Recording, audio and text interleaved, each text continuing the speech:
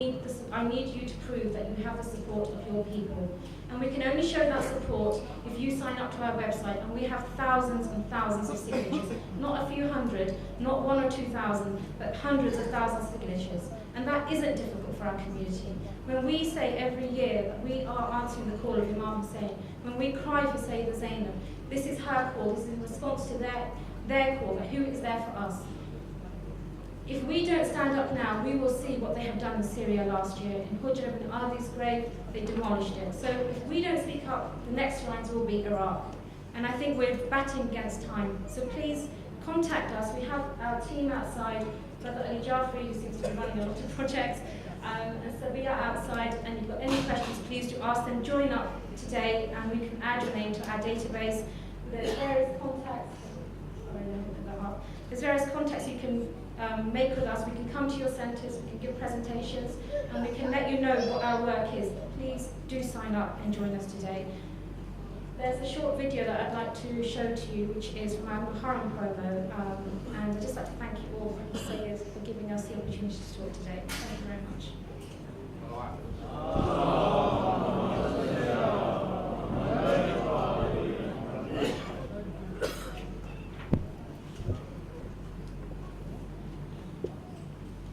एक बार फिर शुरुआत पढ़े मोहम्मद आलम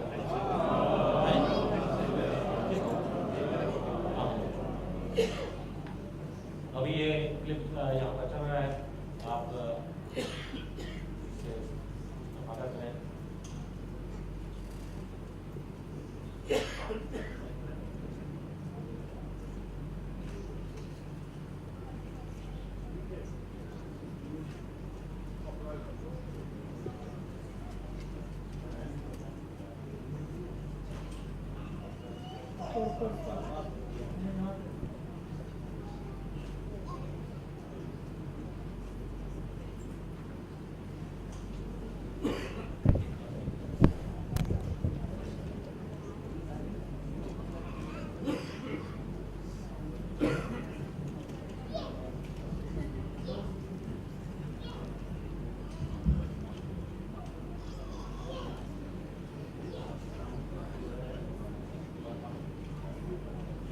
साउंड की कुछ प्रॉब्लम है इंशाल्लाह अगर ये प्रॉब्लम सॉल्व होगी तो बाद में दोबारा शॉर्ट फिल्म दोबारा चलाया जाएगा एक सवाल पढ़े मोहम्मद आलम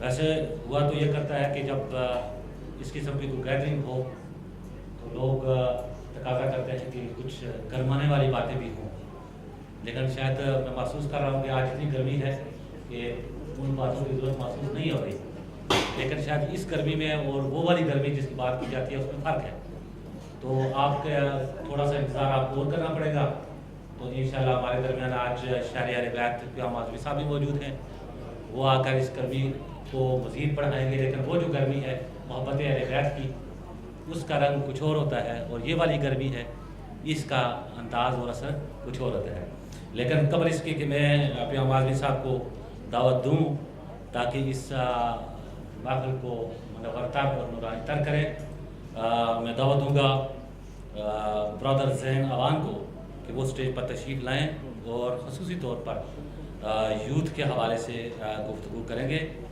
youth and social change 10 minute के लिए वो आएंगे और आप लोग को इस हवाले से अपने ख्यालात का इज़हार करेंगे ब्रदर ज़ैन अवान साहब एक सवाल पढ़ा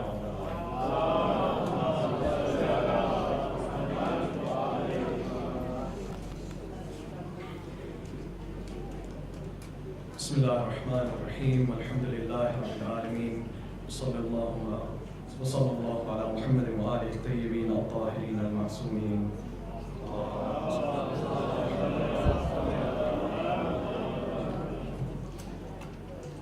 In the name of Allah, the most beneficent, the most merciful. First and foremost, I must start off with the fact that I am extremely honoured and humbled to receive an invite from the Majlis to come and speak at today's proceedings. It's an extremely daunting task considering that I'm surrounded by the ulama who I have grown up listening to in their Urdu majalis and their English majalis as well. and it's extremely humbling that I'm now sharing the platform with such decorated scholarship and those that have tirelessly served our community. The topic of discussion, however, for today is youth and social change. And in the time which I have, the 10 minutes which I have, I'm going to try and cover this discussion. When we talk about social change, a lot of the times we think this is a Western construct, that activism and asking for injustice or challenging injustice and asking for justice is something which is a Western notion. And we can see that today when we notice that the West is actively pursuing its agenda throughout the Middle East in the name of justice, in the name of democracy, in the name of freedom. And so as Muslim youth, sometimes we can become confused as to what this means to us. However, we must not fall into that trap, for social change in itself, in its entirety, and in its maximized capacity is an Islamic concept. And that is highlighted with 3 incidents which I'm going to mention to you today. The first is that of the revolution which the Prophet, peace and blessings be upon him, brings to the people, to the Arabs at the time, when they are in a state of jahiliyyah, in a state of ignorance. When they themselves are committing one of the greatest atrocities, or the many great atrocities they are committing openly. This injustice, for example,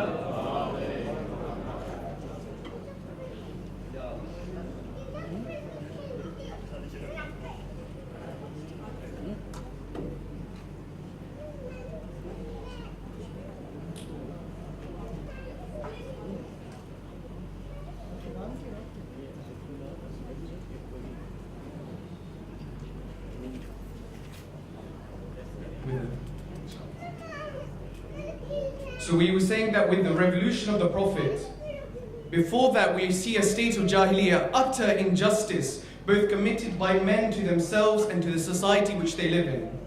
Why was the injustice committed to themselves? They were in a state of ignorance, that they themselves had lost the faith of Abraham. And the injustice is like burying their daughters alive. There comes a man who starts a revolution, who speaks out for women's rights, who speaks out against racism and discrimination. The message of the Prophet was faith-based, but it fueled social change. Islam highlights to us, therefore, that spirituality is crucial to social change. It is the reconciliation, Islam says, that in order to receive that utopian society, we must reconcile both spirituality, the physical element, and the mental element. All these 3 faculties must be reconciled in order to create change. And we see that the Prophet, peace and blessings be upon him, introduces these radical changes in a time of utter ignorance. The second example today, when we look, so we've talked about challenging injustice, and this is a prophetic concept, but when we look at the United Nations, today they talk about development, human development and aid. And in the year 2000, they came up with a concept called rights-based development. What is rights-based development? It empowers the person who is receiving, and it realizes the fact that the person who is receiving the charity is not the one who is in need, or he's not needy, because do not demoral him. That's what they say, the terminology they use. It is about empowering. And here is Amir al-Mu'mineen, Imam Ali ibn Abi Talib, 1400 years ago, who also introduces the first concept, where in the West, in the year 2000, we start discussing rights-based development. Amir al-Mu'mineen says, when you give sadaqah, put the dirhams into your palm of your hands, then present it to the person who is in need. Let them take with their own dignity. because this is a dignified approach. Islam is teaching the essence of humanity. Our faith as youth is teaching us the basis of social change, not the West. The West, 600 years later, starts discussing in their policy document about rights-based development. And the third and final thing which I want to talk about social change is that of sustainable development. You know, when today our resources are so finite, we live in a world where there is so much greed and selfishness. Islam comes to establish selflessness. But here in a capitalist country or the capitalist world which we live in, it is about replacing selflessness with selfishness. It's about greed and power. Islam teaches the essence of sustainable development. When was sustainable development introduced in the West? In the 50s. What is it? It's looking after the environment and the world which you live in. And the United Nations definition is using as much resources in this capacity whilst saving enough for the next generation. Abu Dhar is seen, not even the Ayyummah themselves, but their companions are teaching the world what social change is and what social consciousness is. Abu Dhar is seen planting date seeds. They ask him, why are you planting date seeds? You know, dates, they take a long time to grow. They take at least a lifetime. They said, you won't be here to see the fruits of this date. Abu Dhar replies, and listen to this, this is essentially what sustainable development is. Abu Dhar replies that when this tree, I have eaten from the fruit of another date tree, and I am planting these seeds for the next generation. Because I have taken, I am giving back. And this faith, which has given us so much, the sacrifice of Aba Abdullah on the plains of Karbala, and the sacrifices of all of the 14, they have sacrificed so much for the faith which we have in our hands. It is the solution. But yet, what are we willing to sacrifice? What are we willing to submit to this cause?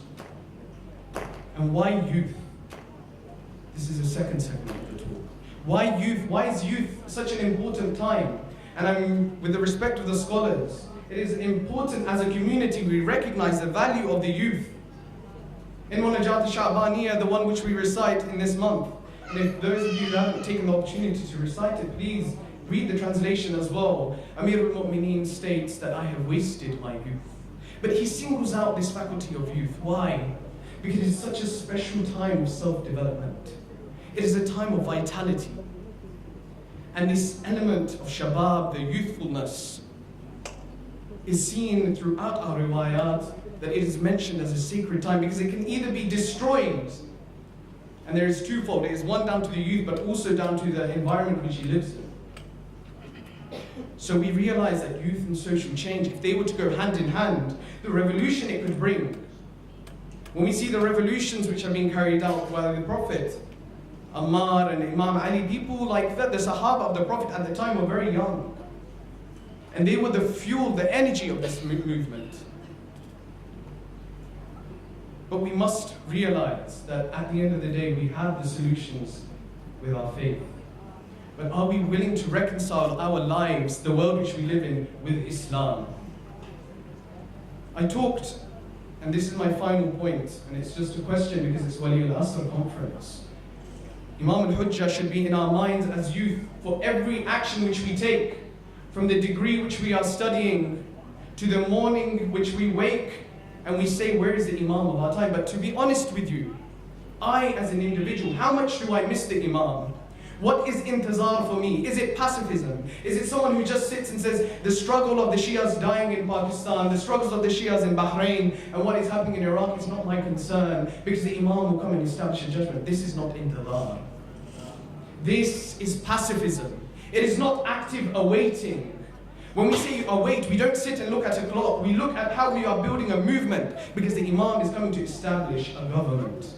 But yet, where are we in our political engagement, our social development, our social change? And the final point is that of when we come back to Aba Abdullah's message, because it gives us the fuel, the connection between the Imam of our time and Aba Abdullah. When we say in Dua Nutbah, where is the one who will come and avenge the blood of Karbala?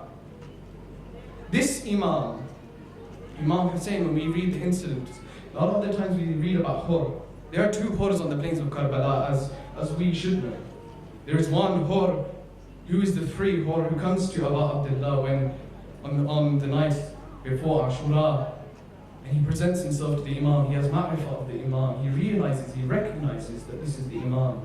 But he just doesn't recognize, because the enemies of Abu Abdullah also recognized that he was the Imam. They also recognized, we have in riwayat, that they were killing Abu Abdullah and weeping at the same time. Did they not know this was the grandson of the Holy Prophet? Having ma'rifah or understanding that this is your Imam is one thing, taking action is the second.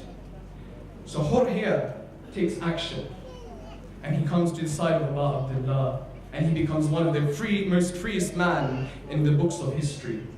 He sells himself to the Imam of time, he chains himself, shackles himself to the Imam, but buys his own freedom with it.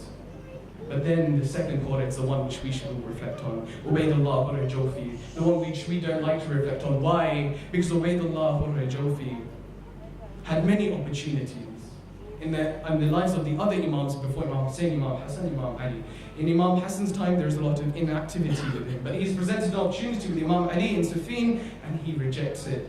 Imam Hussein asks Ubaydullah, he sends a messenger, Ubaydullah, come join my army. Ubaydullah Hurr Jawfi, approaches Ubaydullah himself. Ubaydullah replies to the Imam, I recognize that you are the son of Zahra, I recognize that you are on the right, but I cannot come with you, here is my sword. When the Imam comes, are we just going to give him our possessions and say, do you know what, we can't give ourselves. Why? Because the Imam is not reconciled with our lives. Ubaydullah is then seen after the massacre of Karbala, walking in the bodies, amongst the bodies, and asking and reciting poetry to himself. For the rest of your life, Ubaydullah, know that you mourn that you did not help the son of Zahra. And today we have one Imam in Ghaiba, the one who is presented with the deeds of his Shia and weeps over them. When we say we would crush the hearts of those that cause injustice to the son of Zahra, here we have a Madhloom Imam who is sitting in Ghaiba, who is presented with my deeds on a daily basis, and he weeps over them. So the question comes, and it finally ends on this, that we have a faith which is riddled in social change. It's ingrained, the fuel of this religion was social change and social power. Now we come to the advent of the Imam. When the Imam is presented in front of me, will I answer his call like the 72, or will I answer the call like Ubaydullah Hurr Jawfi? That when I see the Imam of my time, I recognize him. I recognize you are on the truth, but I am not willing to sacrifice and come forward. This is the challenge which we as youth have to take up. And inshallah, we pray to Allah subhanahu wa ta'ala that He grants us the tawfiq that we may serve in the army of the Imam of our time. Assalamu alaikum wa rahmatullahi wa barakatuh.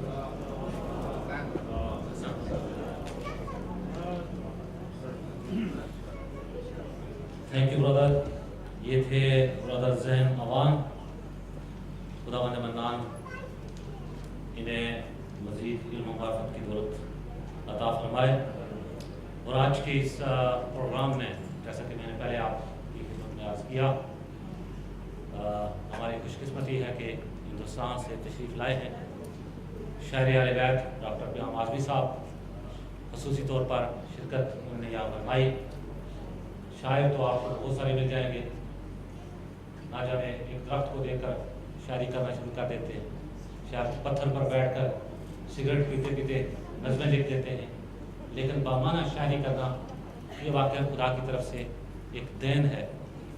उन्हीं शोरा ने की list में इनका भी नाम आता है कि जिन्होंने बिलखसूस अहले बैत अलैहिस्सलाम की मद में इस फ़न शायरी को इस्तेमाल किया और इस खुदादाद सलाहियत से अपने खुदा को राज़ी किया।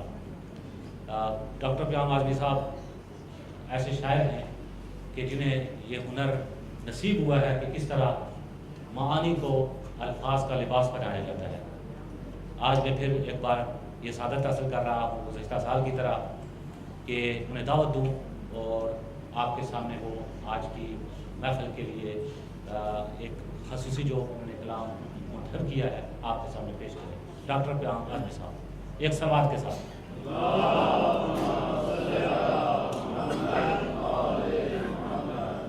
नबी नबी की सदाएं, नबी नबी की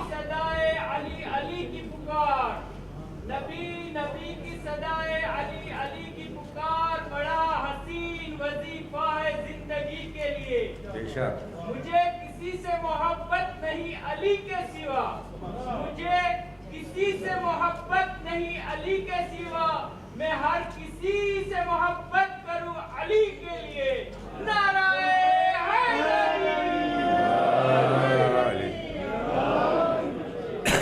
عزیزان گرامی، ارباب فکر و نظر، علماء حیدر کردار، میں سب سے پہلے مجلس علماء کی خدمت میں تبریک اور تہنیت کا نذرانہ پیش کر رہا ہوں کہ چند برسوں میں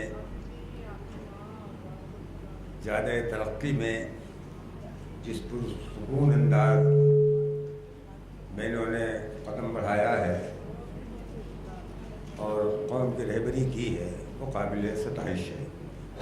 میں جو نظم آپ کے حضرات کی خدمت میں پیش کرنے جا رہا ہوں، اس کا عنوان ہے غیبت امام میں علماء کی ذمہ داریاں۔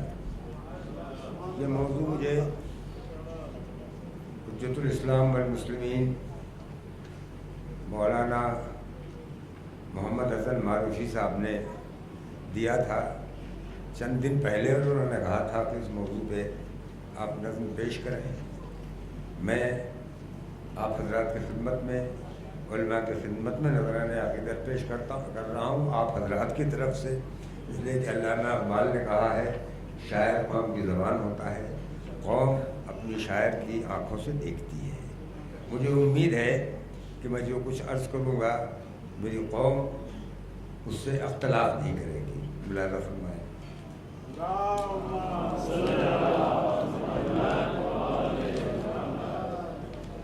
یہ عالمان دین حق، یہ عالمان دین حق، یہ عالمان دین حق، یہ خادمان دین حق، یہ ترجمان دین حق، یہ رہبران دین حق، ہر غیبت امام میں یہی زبان دین حق، یہ عالمان دین حق، یہ عالمان دین حق، ہر غیبت امام میں یہی زبان دین حق، یہی زبان دین حق، یہ قوم کا وقار ہے، ہمارے ذمہ دار ہیں، ہمارے ذمہ دار ہیں، یہ عالمان دین حق ہمارے ذمہ دار ہیں، یہ قوم کے وقار ہیں، یہ قوم کے وقار ہیں، ہمارے ذمہ دار ہیں، حقیقتاً چراغ شام انتظار ہیں، یہ عالمان دین حق، یہ عالمان دین حق،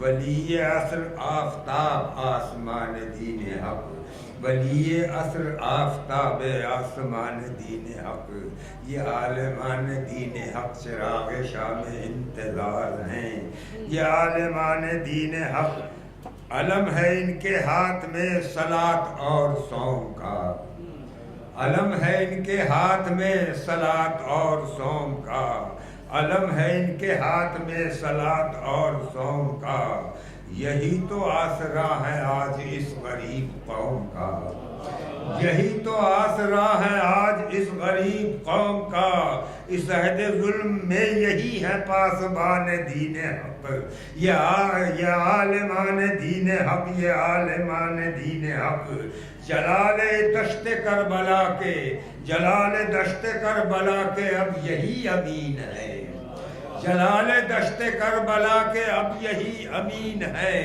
کلینی و صدوق کے یہی تو جانشین ہے، کلینی و صدوق کے یہی تو جانشین ہیں، جو لکھ گئے ہیں اپنے خون سے داستان دین حق، جو لکھ گئے ہیں اپنے خون سے داستان دین حق، کلینی و صدوق کے یہی تو جانشین ہیں، جو لکھ گئے ہیں اپنے خون سے داستان دین حق، ہم ان کے مقتدی یہ مقتدائے خاص و عام ہیں، یہ امام کے یتیم ہم، یہ نائب امام ہیں، امام کے یتیم ہم، یہ نائب امام ہیں، ہے محفل حیات میں انہی سے شان دین حق، یہ عالمان دین حق، یہ ترجمان دین حق، یہ رہبران دین حق، اگر یہ منتشر رہیں، اگر یہ منتشر رہیں تو راہ کا غبار